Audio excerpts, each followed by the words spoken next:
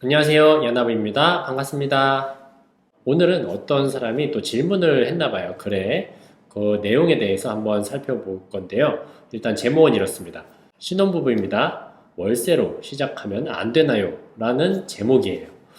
조금 이제 궁금하죠. 그리고 우리가 신혼부부로 이제 시작을 하면서 보통 전세, 월세 중에 선택을 하게 됩니다. 처음부터 내 집 마련을 하기는 굉장히 어렵고요. 부모님이 도와주지 않는 이상은 말이죠.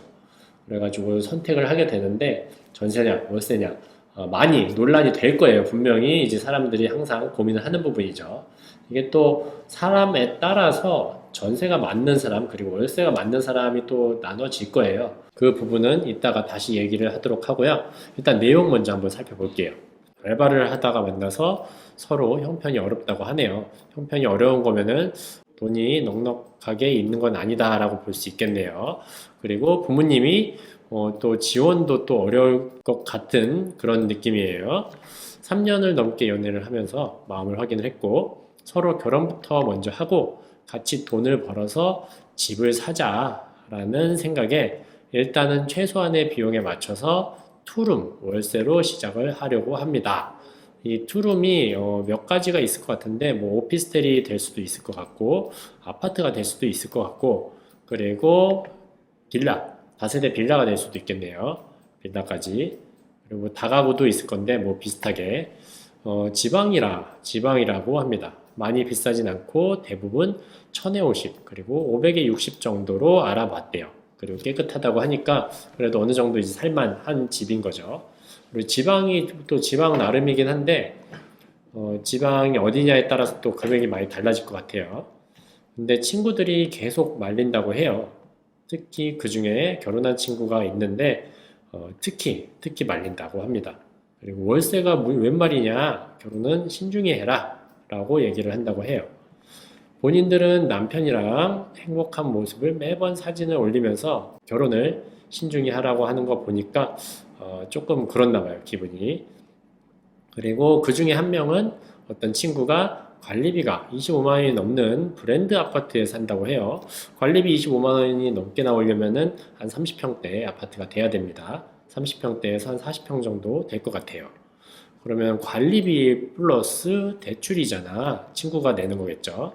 그리고 우리가 구할 월세나 무슨 차이인지 모르겠어요. 신혼부부가 월세로 시작하면은 안 될 일인가요? 라는 이제 글을 작성을 했는데, 일단 끝에 내용이 좀 와닿네요. 관리비 플러스 대출이자.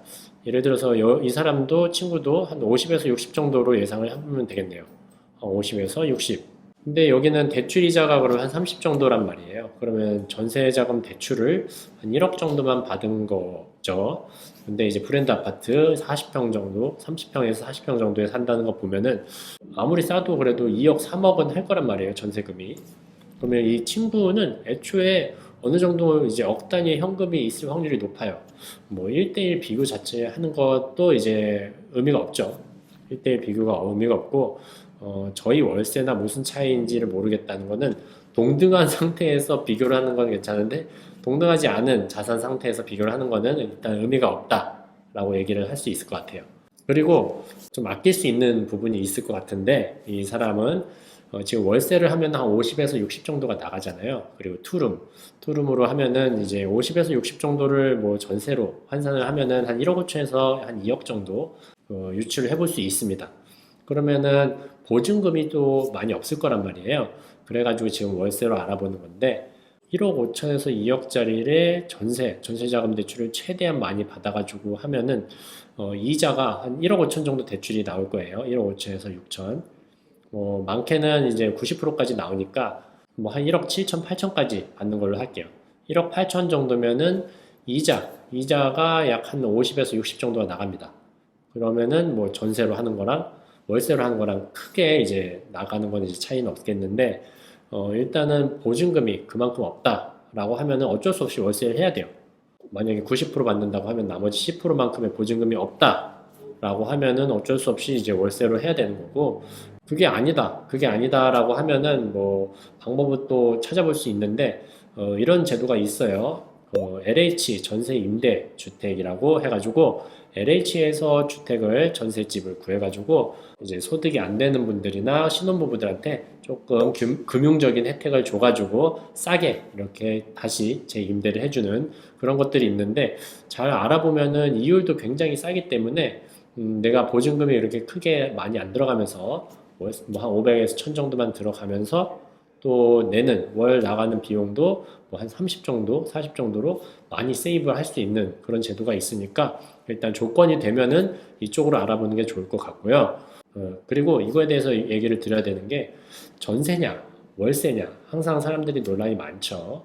그리고 보증금이 많이 있을 때 전세를 한다라는 거는 일단은 내 집 마련에 대한 목표가 있다라고 하면은 저는 목돈을 더 많이 들이는 전세보다는 월세를 들어가는 게 더 좋다라고 이제 얘기를 드릴 수 있을 것 같아요.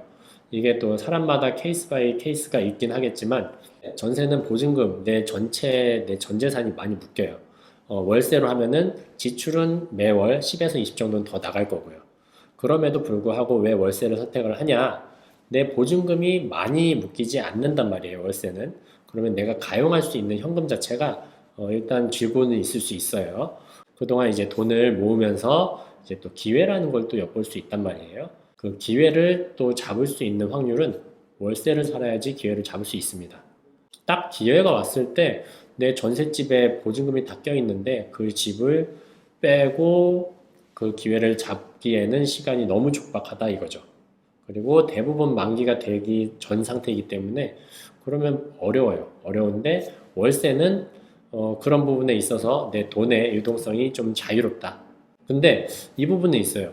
그 기회를 살리지 못할 것 같은 사람들, 내 수중에 돈이 현금이 있으면은 그냥 쉽게 써버리는 사람들은 당연히 안전장치를 위해서 이제 전세를 구하는 게 나을 거고, 그렇지 않고 내가 돈을 잘 모아놓고 안 쓰고 잘 준비를 할 수 있다라고 하면은 월세를 사는 게 더 현명할 것 같습니다.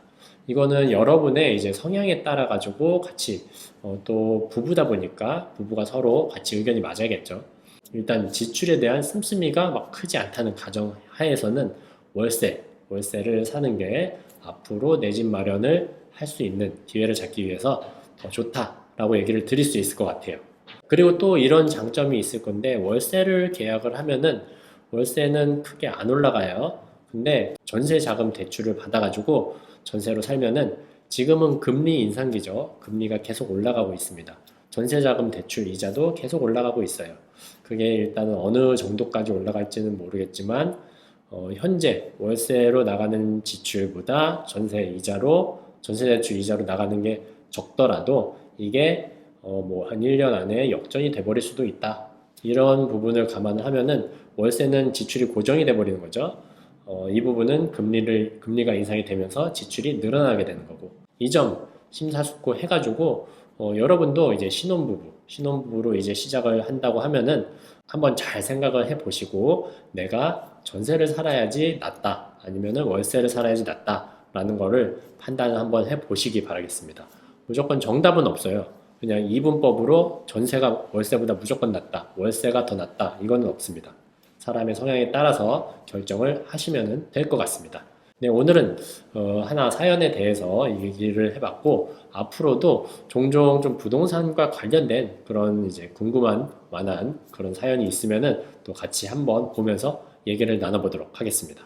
이상 오늘 마치겠습니다. 야나부였습니다.